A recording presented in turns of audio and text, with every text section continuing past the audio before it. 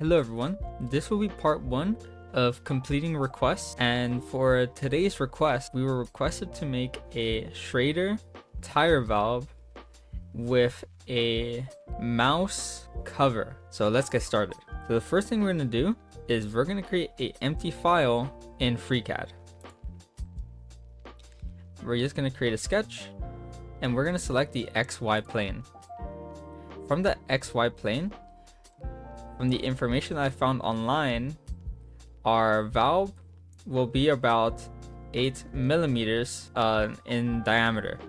So we're gonna select this center origin. Make sure you have that little X icon. We're gonna type out X millimeters. Sorry, 8 millimeters. From there, we can just exit sketch, and we can create a pad. Now we just gotta add the length. From what I found online, they are about 36 millimeters. And we're also going to make a fillet on the top to round it out. So we're going to make that 4 millimeters to completely round that out. And we're going to press OK. Now we can just move to the bottom of this, shift right click to rotate. Now I'm going to select this bottom part and we're going to add a hole. So this right here, and from the dimensions I saw, or I searched up, they're about 5.3. Okay, now that we have our dimensions, just so you know, we can change the dimensions whenever we want. So we can go back to model, we can change the height of the padding, we can change the sketch size right here, but for now we're just gonna focus on the hole. We're gonna finish this part, and now we're gonna work on the thread. So for the thread, there's gonna be a few things that I want to go over. So let me open my document here. So we're gonna use this diagram here, and it's what we're gonna be mostly talking about. So we have pitch and we have depth. So pitch is between one end of the thread to another. Depth is between the start of a thread and the middle. Then we have pitch diameter, major and minor diameter. So we're going to take that into consideration as we're making our thread. So we're going to create a new sketch, and we're going to go on front view. So we're just going to select front here, and we're going to select the XZ plane. From that XZ plane, we're going to remember that our center diameter is 5.3. So we're going to add a radius, or we're going to calculate the radius, which would be 5.3 divided by 2, which would be like around 2.65. We're going to use this origin, but let's make sure we use construction geometry. So from here, we're going to do 2.66. Let's make this round. And let's make sure we get 180 degrees. Okay. Now we have that measurement right there, which we can always change after. Now we're going to make another construction line. And this is so we can make our minor diameter. So it doesn't just start at the beginning. There's always a little, like, you gotta have your helix be just a little on top before the hole, so it properly makes the grooves. So we're just gonna make this. We're gonna make this about 0.1 millimeters. And now we can move this to the proper area. Okay. Now from here, we can deselect our construction geometry, and we're going to select create polyline, and we're going to make our triangle. So from here, we are going to make this. I mean, it doesn't really matter what the starting measurements are. What matters is we make a triangle like this. Okay, from here, I'm going to select these two edges and make these equal. So we have a nice equal triangle. And then here, I'm gonna add a constraint vertical distance. And we're gonna set this for now to 0.65 millimeters. Actually, no, I believe 0.65 would be the width. I believe these are actually 0.45 millimeters. All right, now let's have our horizontal constraint. And these are gonna be 0.65. Yes, this looks more like it. All right, perfect. So we're not gonna be doing the threads first. First, we're gonna be making the grooves. So what's the difference? So threads are when you're adding a helix to a hole, and grooves are when you're subtracting a helix from a hole. That's a little different. So now that we have this shape, we can check if it's fully constrained. So it is. If you want to change any values, just double click on this distance and we can insert a length. Now we can just click on leave sketch. And let's see our hole again. We can select our sketch here, and we're gonna select on subtractive helix. Now we're gonna hide our hole here, and we're gonna unhide our helix.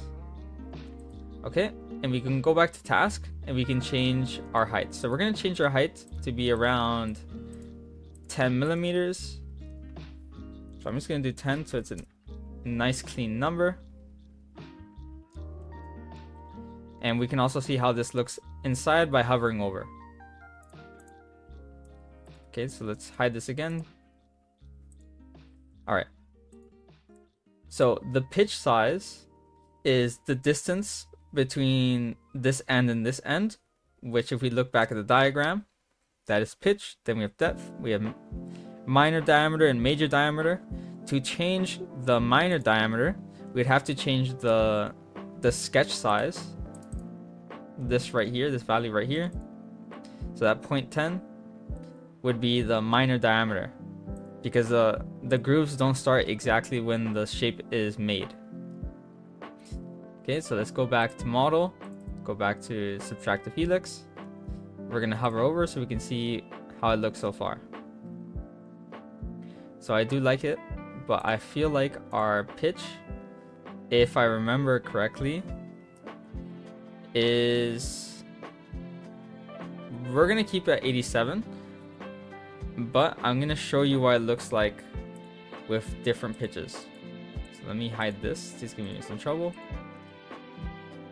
Okay, this is correct, this is correct. Okay, so let's change this pitch to 78. And you'll see the, oh, I pressed enter. So when you press enter, it's gonna kick you out. So I should be left clicking, not pressing enter. There you go. Depending on how far away the pitch is, we can change this value. If you want the pitches to be farther away, we increase it. If we want them to be closer, we decrease it. So let's bring this to 0.5 and see how close that is. And you can see the grooves. So I believe it's 78, or did I say 87? One of the two. So this is for a specific request. I guess that person can play around with these values. And then we're gonna press OK. Now let's rotate our object and we can see this in action. So as you can see, the threads aren't being made well because we didn't set our sketches. So if we go back to our sketch, you see right here, this width here from the beginning to the start of our groove isn't big enough. So we got to change this value. So let's try 2.9. Then we're going to leave sketch and we're going to check again. So it's going to show us what it looks like now. And I think 2.9 might be too far. We gotta bring it just a little closer. So let's make this 2.7. So it was 2.65 before. And let's check it out now.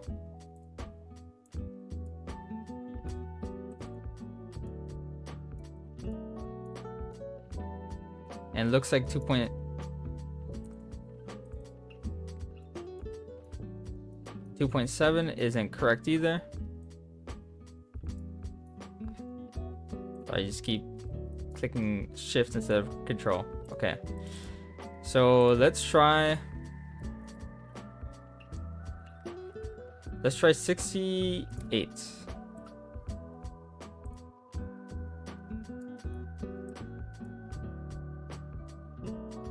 68 too far as well.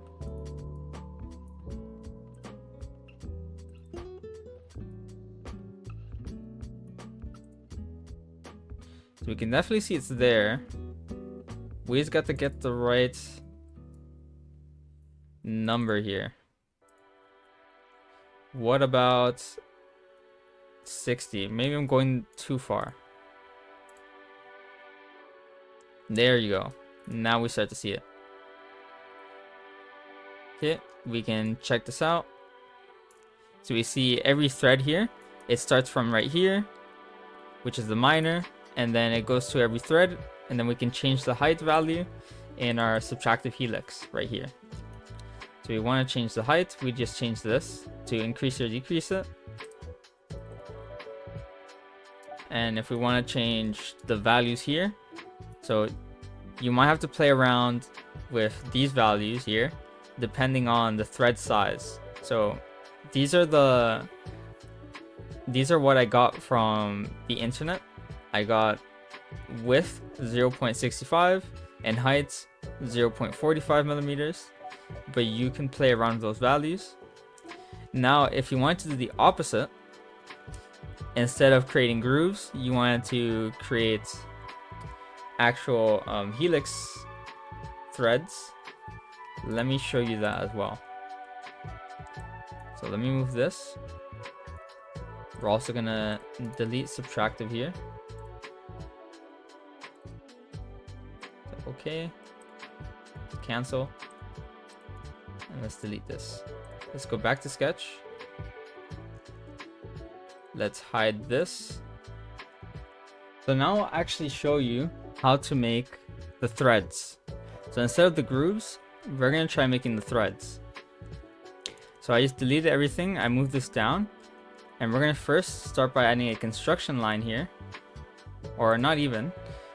We're gonna start with this. So we're gonna select this point here.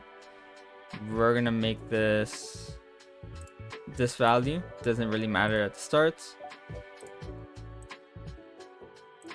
There you go. Let's make sure everything is done here. Nothing's moving. Now we're going to select these two edges, and we're going to make them equal. Now in this edge, we're going to add, so in this edge, we're going to add a constraint horizontal distance. Set that to 0.2 for now. And we're going to add another distance constraint for vertical. And now we can change these values. So this one is going to be 0.65. And this one is going to be 0.4.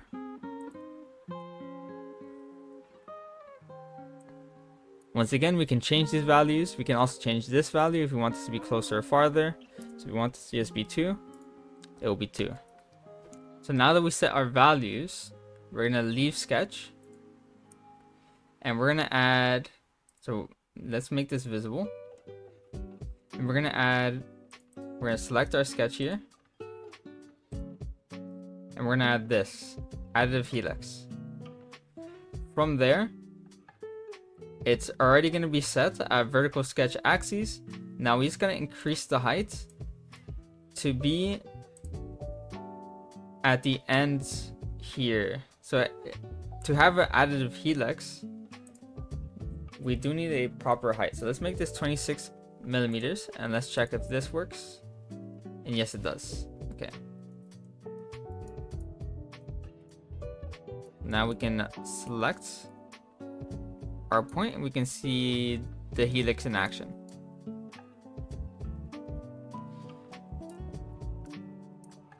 All right, this is where we started here, and you can see it going down slowly.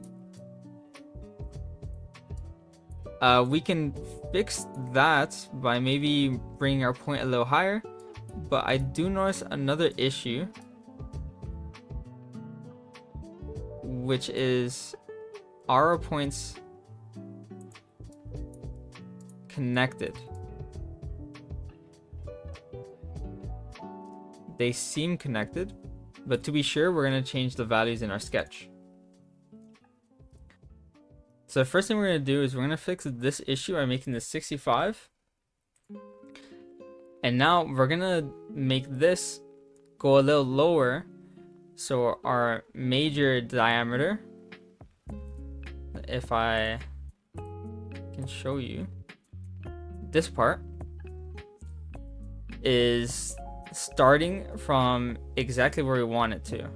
We're going to first delete this line here. And we're also going to delete this. So now we can move this up. And there is an issue here. So I'm just going to select this and this point. And I'm going to select coincident constraint or constraint coincident. And we're going to make a new geometry line. So from our origin, make sure you have that X icon. We're going to move this to be 2.65. Then left click. And now we're also going to get this. We're going to get that back. And we're going to move another geometry line. And we're going to make this 0.1 for now. 90 degrees. Yep. Let me get that value. Okay. So this value can always be changed to be like 0.2.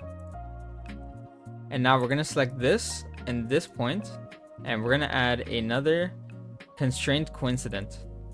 And I'll lock that into place, and now we can change this height value. So I can make this 0. It doesn't like 0, so we can make this 1. And we're actually gonna make this 0.05. Now we're gonna leave sketch, and let's see how that looks. So we're gonna just hover over and right click. Now we see it. You see how there's a little gap here? This is what I'm trying to do. Yes. If this gap is giving you problems, you can probably sand this off. But I feel like for printing this, that might give you an issue. So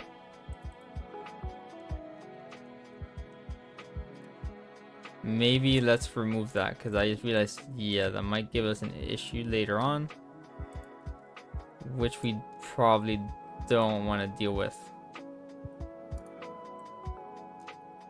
Wrong line.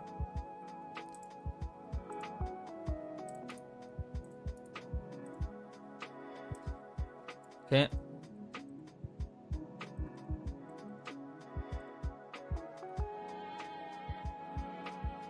Okay, there you go. And let's select these two. And let's add a constraint coincidence.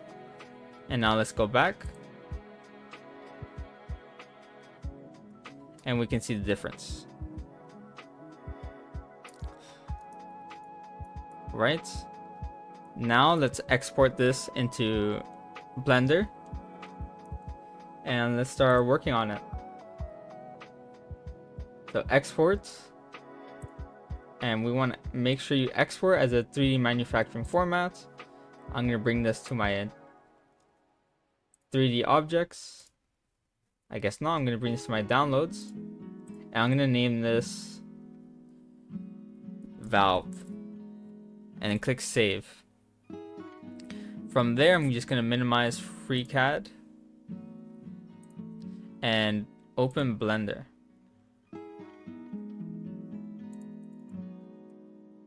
So now that we have Blender open, we can delete, or we're gonna keep this cube.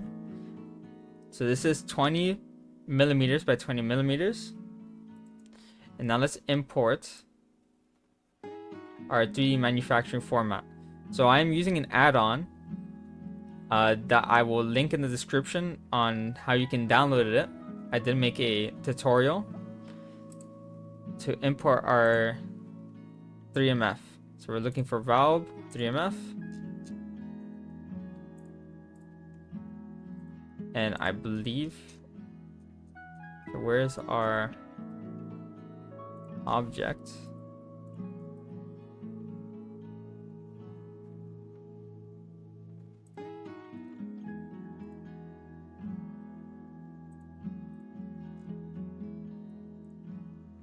Oh, I see what the issue is. So I didn't save it properly. So I'm gonna go back to FreeCAD. Here, I'm gonna rename this to valve. Click enter, and I'm gonna export this. You gotta select what you're exporting. So valve v2, downloads. Go back to Blender, file, imports, 3MF, valve 2, and there we have it. So now we can hold middle mouse button and we can check everything in the proper place. Let me take away my measurements, but yes we do. All right, and let's work on adding a mouse head. So for the mouse head, I'm gonna work with a cube and add our subdivision surface. I'm gonna keep it like this for now. Then I'm gonna work on the ears. So for the ears, we're gonna just Shift D to duplicate our object here, and we're gonna add a mirror modifier to mirror on this green line, which is our y-axis, and we're gonna mirror this base object. Now we can move them apart and move them into place. So let me go into face select here, click I, and move this inwards. And now we just move them more into that head. All right, now let's work on this part. So let me try making his nose. I think I'm first gonna apply the subdivision.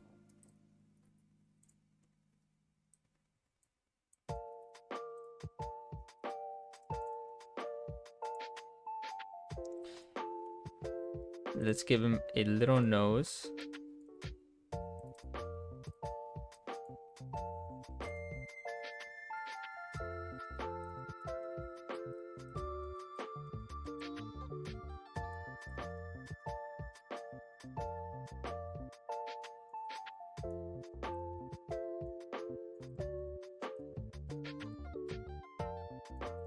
Okay. And we're just gonna keep it simple. Like so.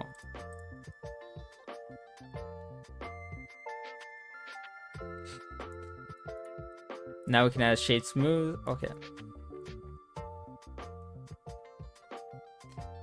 And there we have it. We have a mouse. Let's export this as a 3MF, and we'll call this valve mouse. Now we can go into File Explorer, go to your downloads, and we'll see valve mouse there. Now we gotta go to our slicer, and we're gonna drag and drop our valve mouse file into our slicer. So now that we have our slicer open, click cancel here. Let's go to our prepare, and let's drag and drop our file.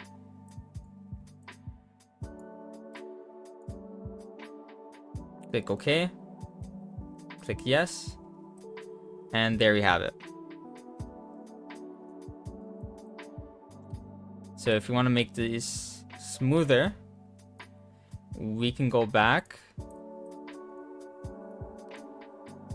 and add our subdivision surface, and we can make it smoother.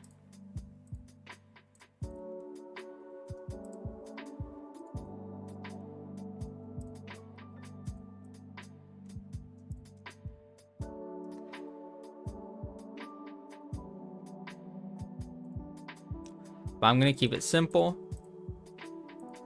not add too much detail. Let's see if we need supports. So tree, auto, and slice plate.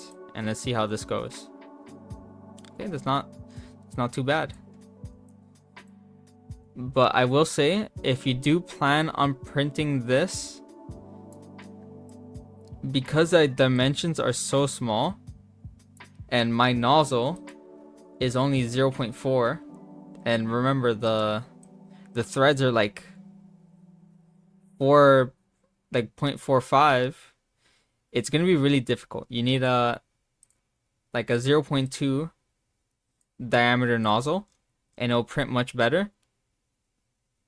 Just make sure you have the proper equipment when you give this a try.